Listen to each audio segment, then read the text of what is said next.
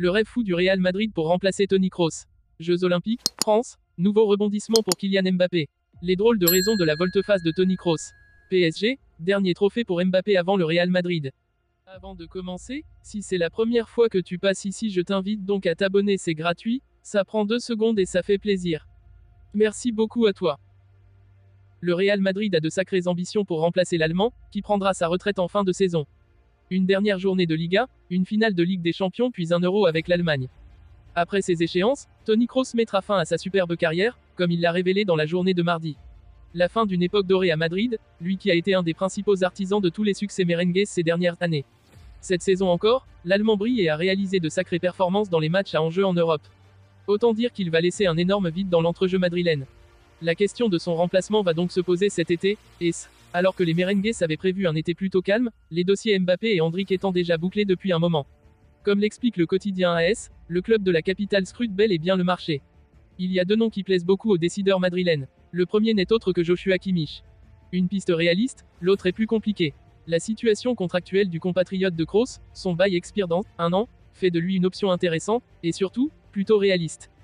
Surtout que l'international allemand de 29 ans serait plutôt chaud pour quitter le Bayern et tenter une aventure en Espagne.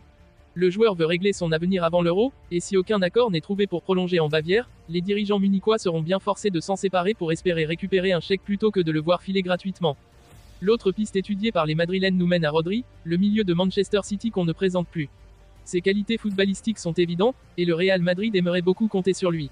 Seulement, Manchester City n'a pas besoin de vendre, et son contrat expire en 2027, ce qui rend impossible le transfert cet été très compliqué.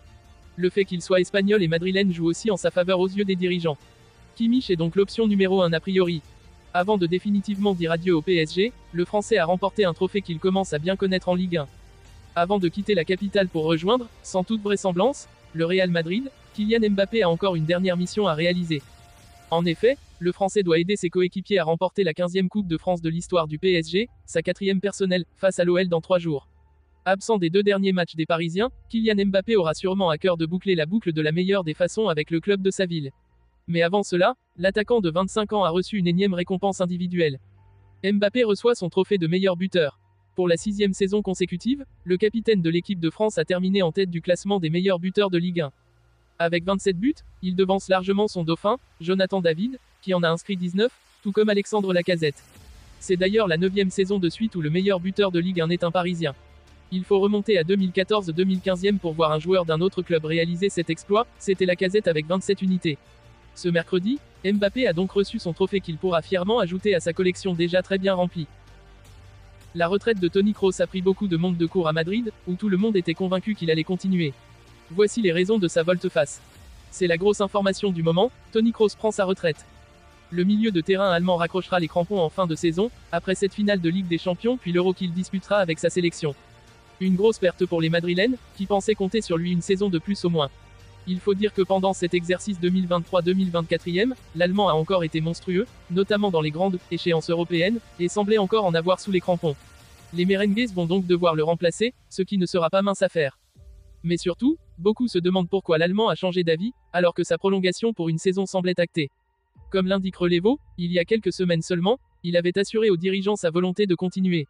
Un accord de principe avait même été trouvé, et les 2 parties s'étaient mis d'accord d'attendre la fin de saison pour sceller le deal. Seulement, entre-temps, le principal concerné a changé d'avis.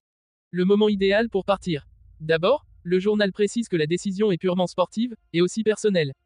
L'argent n'a jamais été le nerf de la guerre. Il n'a jamais eu comme plan d'avoir une carrière très longue et de jouer jusqu'à la fin de la trentaine. Il n'avait également pas envie de risquer de se retrouver sur le banc et de terminer en tant que joueur de rotation. Il souhaite partir par la grande porte, en gagnant des titres et en étant un joueur majeur. Cela tombe bien, tout se passe de cette façon cette saison, et on imagine que la possibilité de partir sur un doublé Ligue des Champions en étant très important dans ses sacres à jouer. C'est le moment idéal pour partir la tête très haute. Il a aussi d'autres projets en dehors des terrains de foot. Il a une académie dans la banlieue madrilène, où il forme des jeunes joueurs. Il est impliqué dans la fondation de sa femme, puis il a aussi un podcast avec son frère ainsi qu'une compétition similaire à la Kings League de Gérard Piqué qu'il est en train de mettre en place. Il a aussi pour projet de voyager et de passer du temps avec sa famille, une des raisons de poids de ses adieux au foot également. Une chose est sûre, il ne va pas s'ennuyer pendant son après-carrière. L'idée de voir Kylian Mbappé aux Jeux Olympiques n'est plus à écarter suite à la réunion entre Emmanuel Macron et Florentino Pérez. C'est une situation qui ne dépend pas de moi. Il faut réfléchir comme un adulte. je serais heureux de jouer les Joe. Mais si je les joue pas, les Joe restent les Joe, c'est un événement qui dépasse ma présence. Tels étaient les propos de Kylian Mbappé au sujet des Jeux Olympiques, il y a quelques jours, lors de la cérémonie des trophées UNFP. Il faut dire que jusqu'ici, la situation n'invitait pas à l'optimisme.